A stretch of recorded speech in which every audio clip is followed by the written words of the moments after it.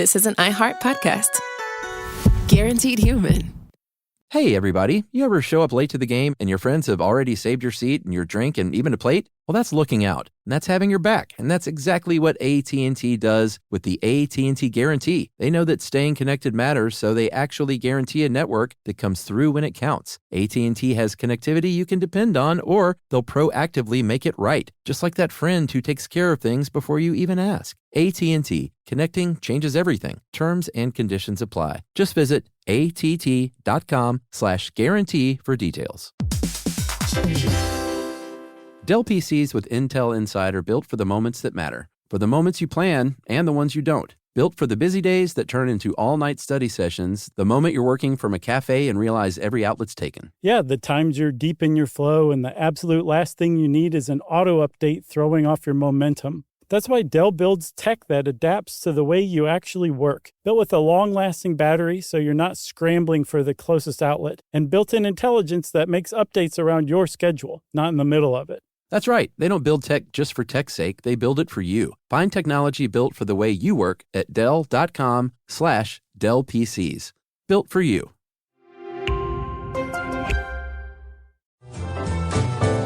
Welcome to Stuff You Should Know from HowStuffWorks.com. Hey, and welcome to the podcast. I'm Josh Clark. There's Charles W. Chuck Bryant, and we have a very special treat for everyone out there for your ears.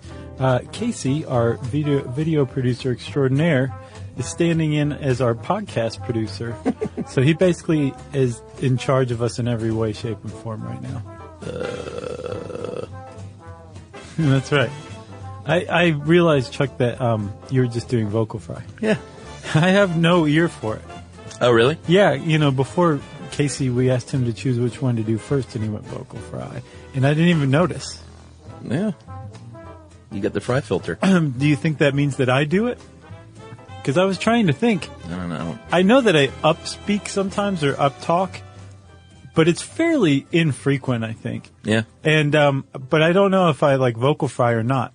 I have no idea whatsoever. Yeah, I don't know. Did I just do it just now? I did, didn't I? I don't know. We'll have to listen to the playback. I guess so. I just did it. Listen to the playback. That sounds like normal speaking to me. I know, man. Huh. Because, well, we'll get into this, but it's a lot of people contend that there's a lot of sexism going on with it. A lot. Because I just said it, and people probably won't write in and say anything about it. But for a woman, people would probably write in and say, the way you talk is so annoying. And you know what? I think like a lot of people are trying to dance around this or prove that it's sexist. It's like, no, on its face. Yeah. This is a sexist argument that's going on right now. Yeah, I mean, just look around. We had Tracy and Holly on recently, and they talked about emails that they get about their voices being shrill. And I remember other podcasters here we had in the past, other women who had podcasts, would get just lots of email detailing the quality of their voice. Right. And we don't really get those much. Occasionally, I guess. No, you want to have some fun? Go on to iTunes, find a podcast that is hosted by women, and read the reviews. Yeah. And then go read the reviews for a podcast that's hosted by men. Yeah. It's pretty black and white. obvious. Yeah. It is. And when somebody like Bob Garfield from NPR calls vocal fry repulsive, that's a really good point for everyone else to stand back and be like, what's this guy's real problem? Yeah. Because repulsive is not a correct word to use to describe vocal fry. No. It's wrong. It's wrong. It's like he's pointing at something else, but he thinks he's pointing at the vocal fry. Who knows what's going on? But yes, on its face, it's a misogynistic argument that's being carried out. Just putting it out there right now. I don't plan on dancing around it at all. We're not dancing. No. And it is all very ironic considering that vocal fry can be traced back to British men in the 1960s. I mean, think about like Sean Connery. Okay. I'm thinking about him. Okay. That was it. Had nothing to do with vocal fry. I just wanted to see if I could get you to think about Sean Connery. Well, apparently they traced it back to 1964 when British men, the mid-60s, used it to denote superior social standing. Right. And I think, I'm trying to imagine in my head, and I think it's like, you know, you, sir, shall not question me. Ooh, that's good. Like that kind of thing. Yeah. Like masculinity and an end to a statement by lowering your voice to the fry. That sounded like William Randolph Hearst, by the way. Sounded a lot like that.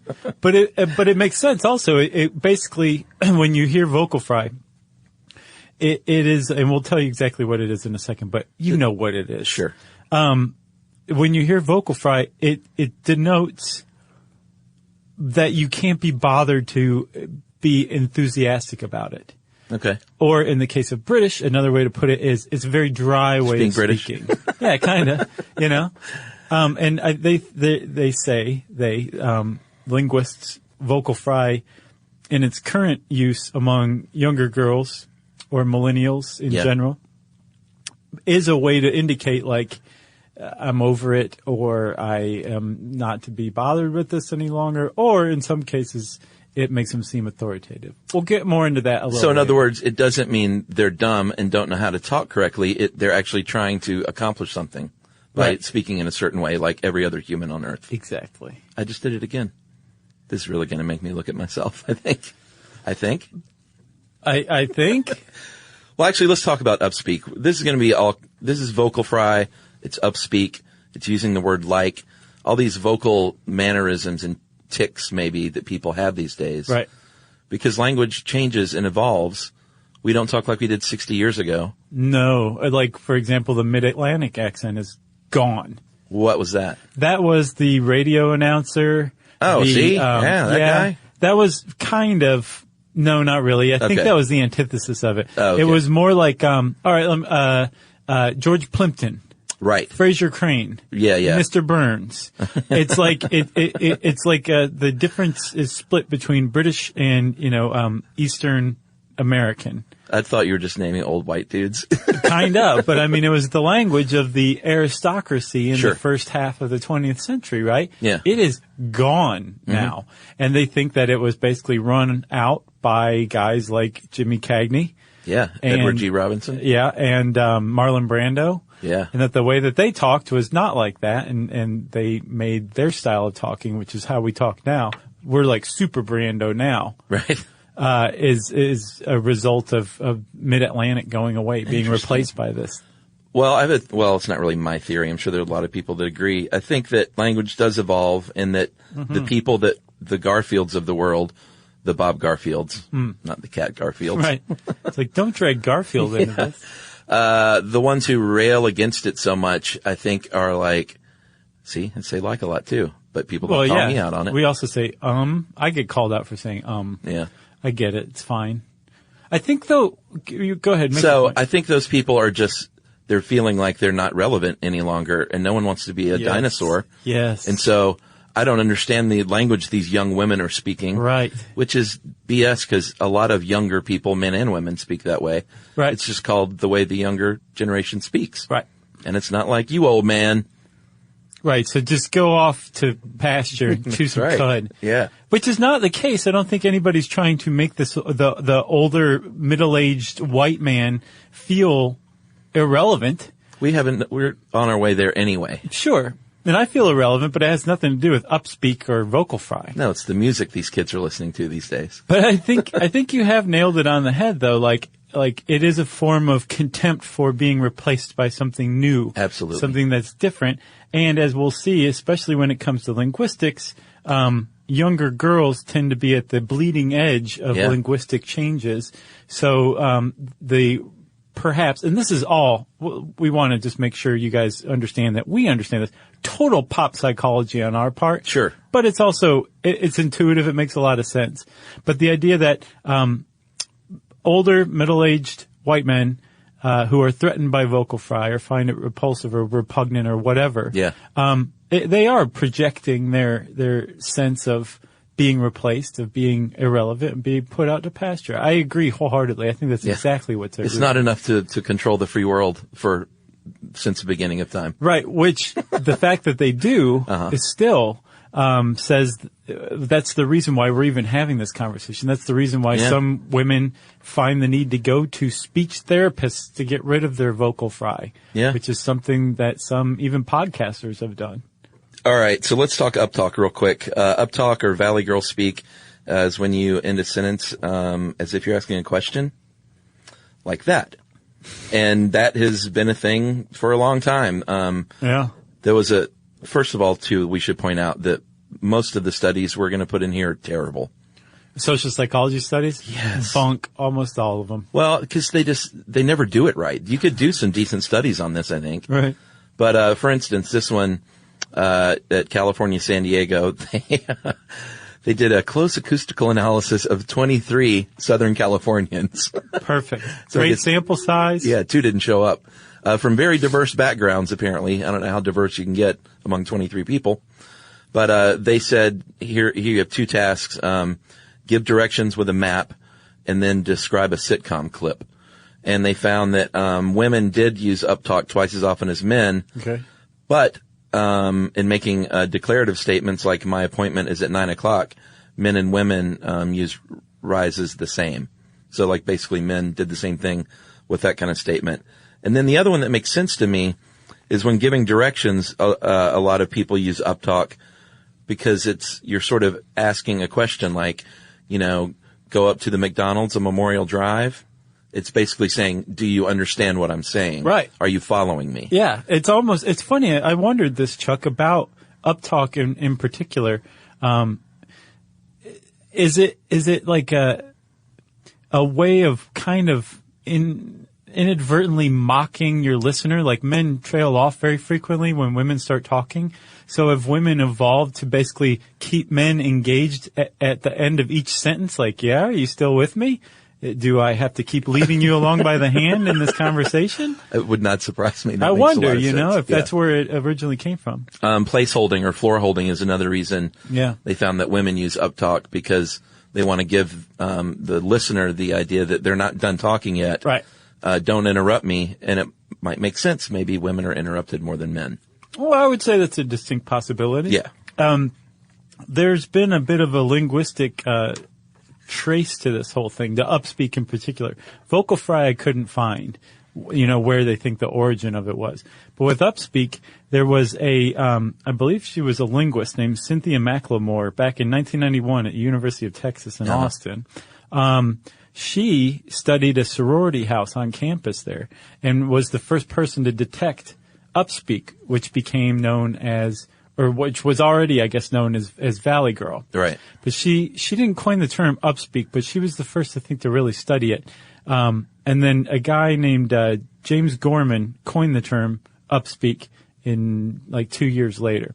But Macklemore traced in this sorority house the origin of the upspeak to the very popular girls from L.A. Okay. I thought you were going to say to one sorority sister. No, I'm wondering though if there is like a patient zero of this in the United States. Exactly. Back in LA, there's the Valley Girl talk that is clearly related to upspeak, right? Yeah, and that movie was huge. Right. So back in the 60s, they've traced it back to Australia or New Zealand. Ah. So it is possible, and this is my own pet theory here, Yeah. that some very popular girl moved from Australia or New Zealand to Los Angeles. Sure. Wowed her friends. She's so exotic. Who started emulating the way she talked, which is Yeah. upspeak, and it spread from there. Now that I think of it, the Australian accent, it is sort of upspeaky, isn't it? Yeah, a little bit. Yeah, they're like, cause there's like, basically like you're getting, like hitting the ribs with their elbow just from the way they're talking. Like, yeah, all right, you following along? Yeah. Yeah. It's very interesting. So let's take a break, man. Take a break, man? Yes. Okay.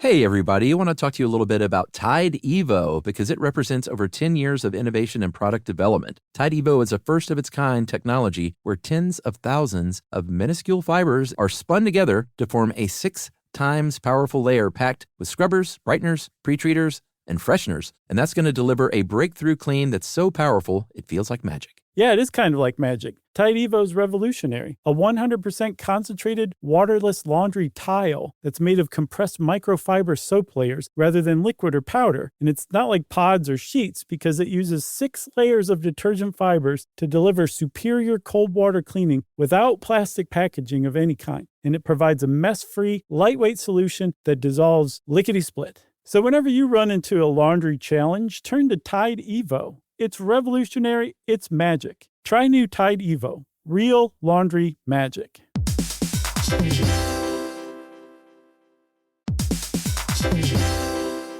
Dell PCs with Intel Inside are built for the moments that matter, for the moments you plan and the ones you don't. Built for the busy days that turn into all-night study sessions, the moment you're working from a cafe and realize every outlet's taken. Yeah, the times you're deep in your flow and the absolute last thing you need is an auto update throwing off your momentum. That's why Dell builds tech that adapts to the way you actually work. Built with a long-lasting battery so you're not scrambling for the closest outlet. And built-in intelligence that makes updates around your schedule, not in the middle of it. That's right. They don't build tech just for tech's sake. They build it for you. Find technology built for the way you work at Dell.com/Dell PCs. Built for you.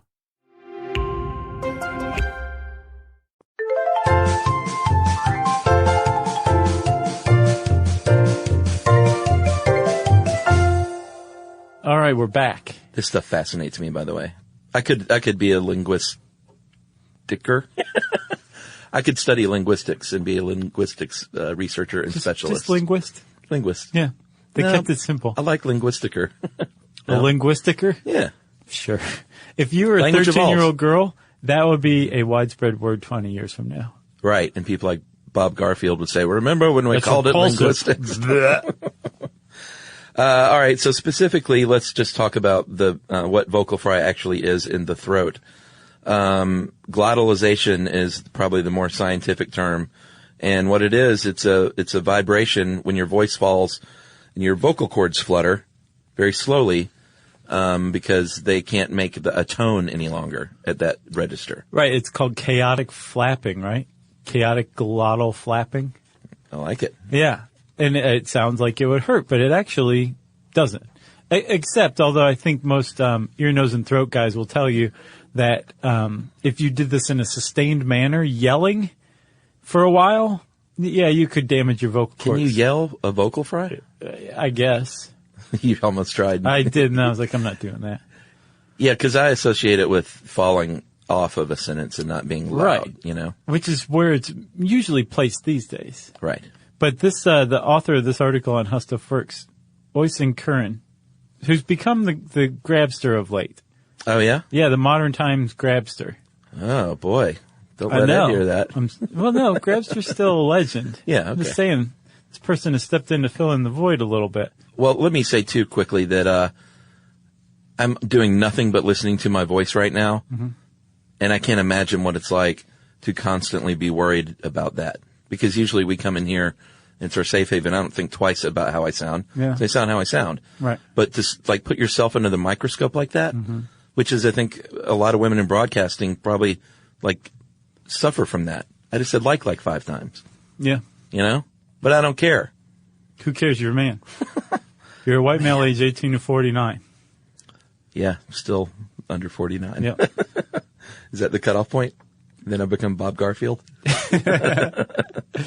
Oh, man, Garfield's going to hate us for this. So Garfield's not the only one. There are plenty of women out there calling out younger women, saying it's a disempowering act to speak like this. Naomi Wolf is one of them. She wrote an article that I read, and she said it projects uncertainty and weakness and low intelligence. I doubt if she thinks it's the same when men do it, which is therein is it's as black and white as you can be. Like, what's the difference? Well, yeah, I think that's ultimately the thing. I think that kind of is I think that argument misses the point, and it pops up a lot. People who defend girls and women's right to vocal fry or upspeak or say like or just is another one. And I'm very guilty of that. It's like hedging your actions. Like, I was just saying. Right. Not like I'm saying, like, this is what I'm saying. I was just saying, like, I'm going to tone it down a little bit. Yeah. Well, it's the same thing with women feeling like they need to apologize all the time. Sure, using sorry a lot. Yeah. With vocal fry in particular, though, it doesn't really denote anything like what the people who are saying it does. Like, it doesn't necessarily denote that you don't have any confidence in what you're saying. Right. I could see something like hedging things with just a lot or saying sorry a lot. Maybe so. But the idea that women have to be given advice on how to speak to keep up in this, male-dominated world, again, I feel like it misses the point. I think that the better argument is to basically say, hey, what's the name of the mirror you're looking into there, buddy? What's your problem? Right. Like, really honestly, what is your problem? Not why, yes, let's get on the bandwagon and rail against girls and women who do this and totally ignore men that do. But what's the real problem? And I think ultimately the real problem is these men have, whether they realize it or not, identified girls as significant agents of change that are bringing along a different world than these men grew up and were accustomed to. Sure, they're threatened. Right. And they're right in a lot of ways. There's actually studies that point to women, and especially young girls, as the agents of change when it comes to grammar, vocabulary, and speech patterns in the Western world for hundreds of years now. Yeah. Did you read a little bit about that study? Which one? So there was one in, I believe 2009. And get this, these two Finnish researchers poured over 6,000 letters. 6,000 letters.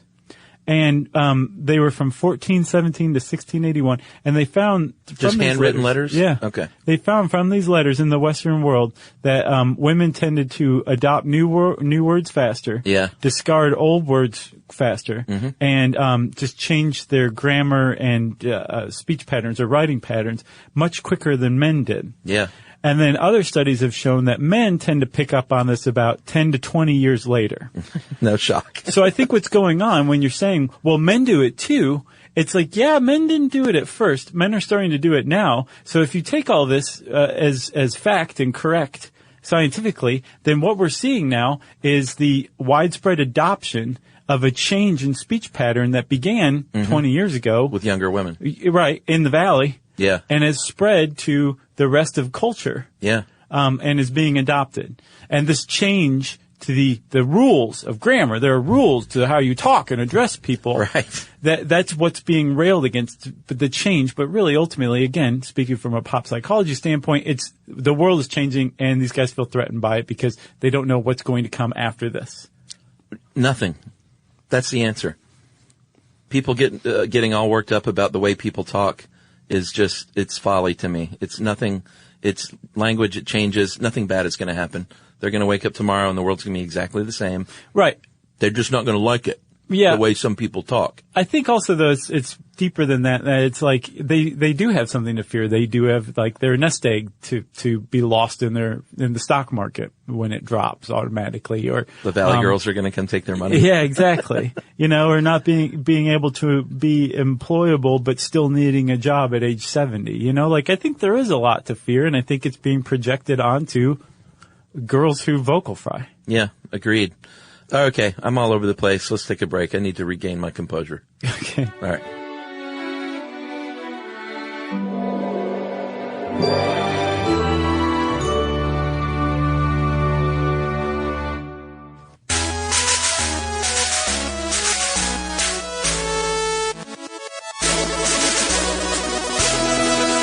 All right, Chucker. So you were kind of talking about, why people vocal fry. Why fry? Yes. Right. And there's some pretty good answers to it that have been studied. In addition to like upspeak, where it's a placeholder. Sure. Where you're saying, don't interrupt me, there's more to come. Mm-hmm. Or are you following this? Because I'm really trying to keep you engaged here.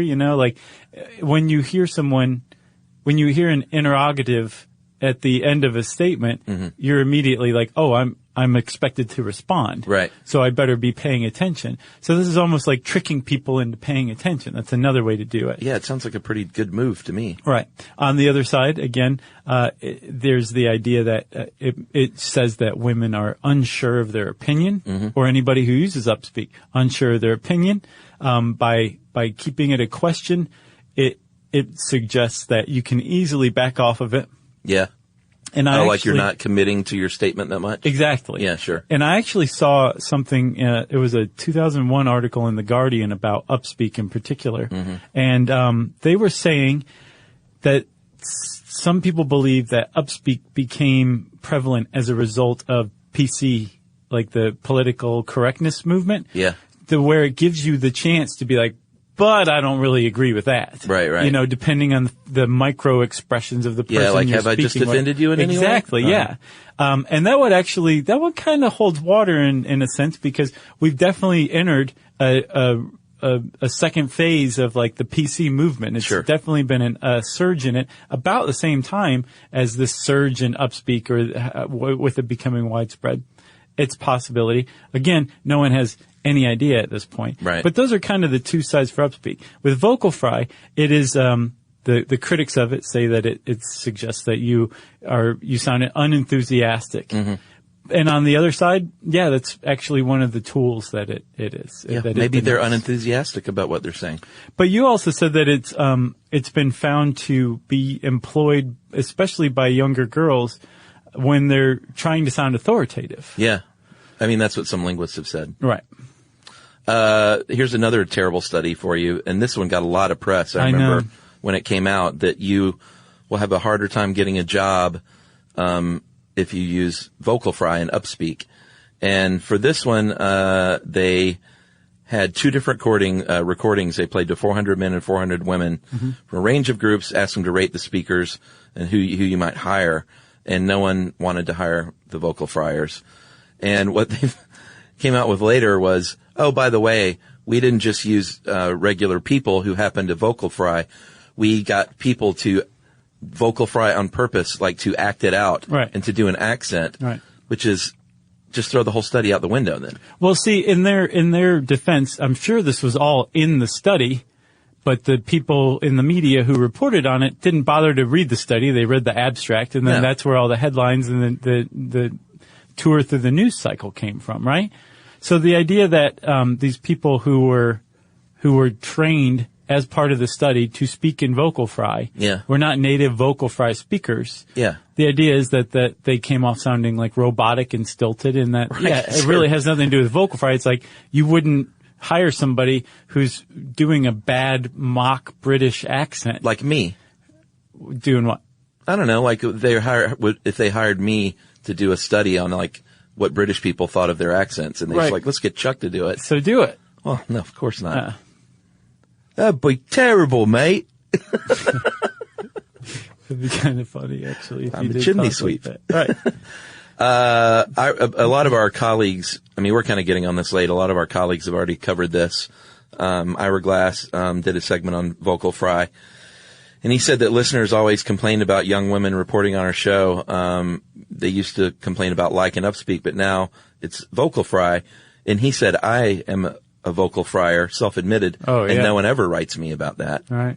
That's just how Ira Glass sounds. Yeah, exactly. Yeah. And then our buddy Roman Mars, the great 99% Invisible, his producer, Katie Mingle, at one point they were getting so many emails about it, she got an auto reply. Right. They set up an auto reply that would basically scan your email to look for keywords, and if it determined that you were complaining about her voice, this is what you got. Yeah, it said, you've written in to voice your dislike of one of our female reporters' voices.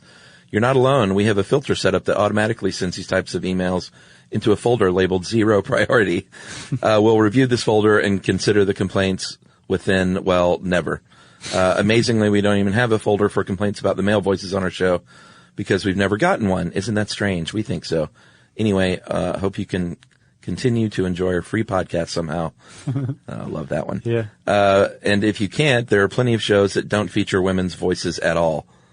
Boom. I know, one of the great all-time auto replies. Yeah, that's pretty great, guys. So Roman and Katie, good for you. Yep. I love it. Yeah. But you talked earlier about some of our colleagues also have gone to training in linguists to reduce their vocal fry. Yeah. And which one was it? Yeah, Jessica Gross, who does a Slate podcast, or did, I'm not sure if she's still doing it, called Double X Gabfest. Right. She actually went to a voice coach after receiving complaints. And people like Penny Eckert, who is a linguist, are saying, no, don't do that. Like, you're an agent of change. Yeah. Is what you are. Right. And that's, the weird thing is that would place, if we are watching, the evolution of Western speech, especially here in the United States right now, right? Yeah. And men are starting to vocal fry more and more. Men are starting to use upspeak more and more, which suggests that these things are going to become increasingly widespread as the years go by. Mm-hmm. Then the women who are doing it now are in a really terrible position because they grew up talking like this. Yeah. And now they're being forced to change and emulate the predominant white male version of talking, while the men are adopting it more and more. And then eventually down the road, the women will be able to take it on again once enough men do. Isn't that nuts? It is nuts. But that's probably where things are going. But in the meantime, people like Jessica Gross have to go to speech therapists to learn to talk right. Right. As far as her listeners go. And she was really worried that her career was being affected by this. Yeah.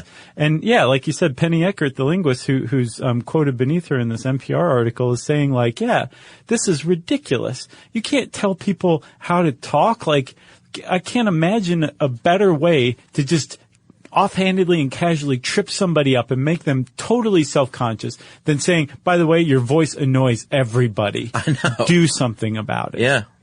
I can't imagine. Forget that.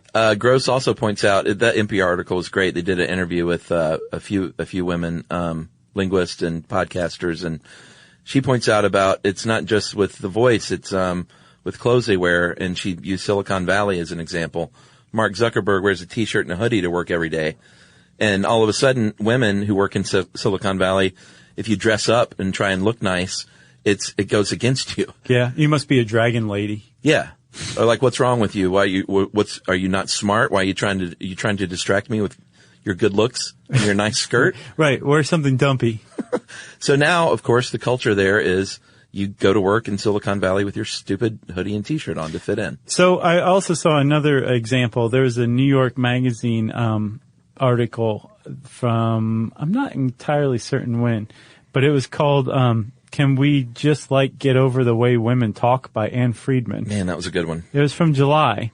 And she interviews I think a feminist professor, who's basically saying women are damned one way or another. Yeah. Right? Like if they talk like men, they come off as overly aggressive and assertive. Sure. If they talk like women, they come off as dumb and unable to stand behind what they're saying, to have any conviction about what they're saying. Yeah. It's like, which one do you want? Yeah. Well, in that case, it's like, well, if you're the agent of change, I'd just go with that one. The one that's changing, the one that you feel comfortable talking like. Don't play ball. Yeah. Agreed.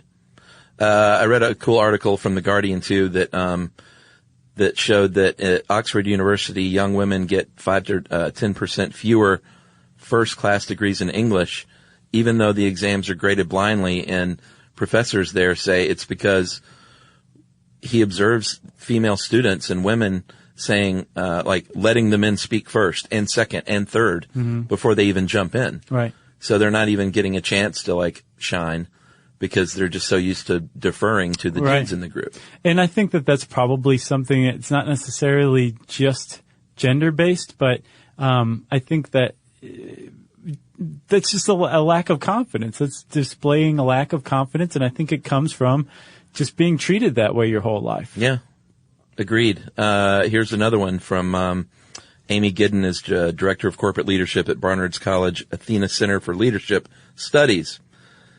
That's a long one.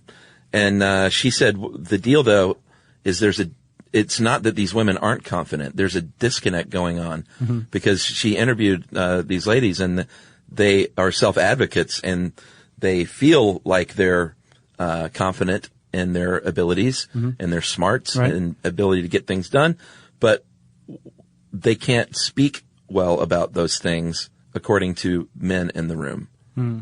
So it's not a lack of confidence. They have the confidence. It's just, I think her point was that men pay attention to what men say and how women say things. Right. Not necessarily what they're saying. Right. Which is just stupid. Yeah. And not fair. Plus, also, I think if you are around somebody that you don't like, you're probably going to focus more on their perceived flaws. And if it's something like vocal fry or something like upspeak, you're going to zero in on that, basically. Yeah. So I wonder, like, how much of it is just misogyny too. Oh man, and this is a great quote. This stuff is just one more way of telling powerful women to shut up. Oh yeah. That kind of nails it on the head. Yeah. Like I read that quote and that crystallized it for me. Yep. It's like you said, it's disguised, not so like heavily disguised sexism, I think. Yeah. It's repulsive. It is, see? You got anything else? I got nothing else except just to, be yourself. Yeah. Be an agent of change. Yeah. Don't listen to Bob Garfield. True that. You know what? I hope this gets to him. If you, oh man, it really might. Yeah. Flame War with Bob Garfield. If you, that'll be our second this year. Who was the other? Oh, the Australian jerk. Yeah. Yeah. If you want to learn more about vocal fry, you can step out on the street and prick up your ears. You can also go to howstuffworks.com and type those words in the search bar. And since I said perk, it's time for listener mail. I'm going to call this cult deprogramming. Guys who grew up in a cultish environment. It wasn't like Jim Jones' crew. However, the group made a clear distinction between us and them. And getting out was difficult. I was only able to get free a couple of years ago at the age of 24. And because of most of my current friends are still involved, I haven't had the courage to tell them, I'm still not out yet. I attended an independent fundamental Baptist church. Baptist churches in general aren't cults. In fact, I still attend a Baptist church.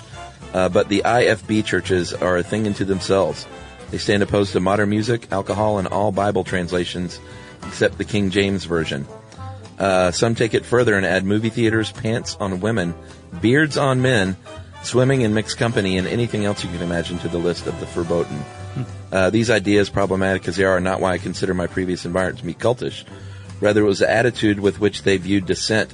Modern Bible versions are not simply inferior than King James. They're part of the conspiracy to introduce error into God's Word and poison believers' faith. Modern music, even contemporary worship music, channels demons and feeds the flesh. It even kills plants. He didn't follow up on that. Asking why we should believe these things is welcome since it gives the leaders an opportunity to offer canned answers that we can regurgitate to liberal contemporary crowd. End quote. So basically, you're not questioning the interpretation, you're questioning God himself. So he says, now I am happily a member of a more contemporary Baptist church that, while still fairly conservative in its beliefs and practices, is much more open-minded. Keep up the awesome work. That is from Anonymous. Because the IFB will hunt him down. Thanks, Anonymous. Appreciate that. Yeah, he was like, oh, totally read it. He or she, that is. Yeah. Did you just said, give it away? Yeah, but take my name off of it. Yeah. He or she said that? Yep, they did. If you want to supplement an episode that we have recorded, you can get in touch with us by tweeting to us at SYSK Podcast. You can join us on Facebook.com/StuffYouShouldKnow. You can send us an email to StuffPodcast@HowStuffWorks.com. And as always, join us at our home on the web, StuffYouShouldKnow.com.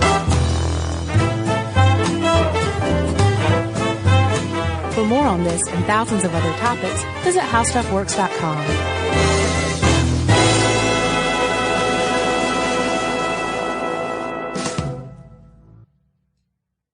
Number one hit hits, millions of records sold, awards, sold-out tours. You think the Jonas Brothers are satisfied? Nope. It's podcast time. We get to ask other people questions because we're sick and tired of being asked questions. Hey Jonas is available now, and their first guest is a big one, Paul Rudd. You know, Steve Carell is a great singer. Didn't he tell you not to audition for The Office or something? I told him. Whoa. We were filming Anchorman. Clearly, I was the idiot. Thank God he didn't listen to me, right? Listen to Hey Jonas on the iHeartRadio app, Apple Podcasts, or wherever you get your podcasts.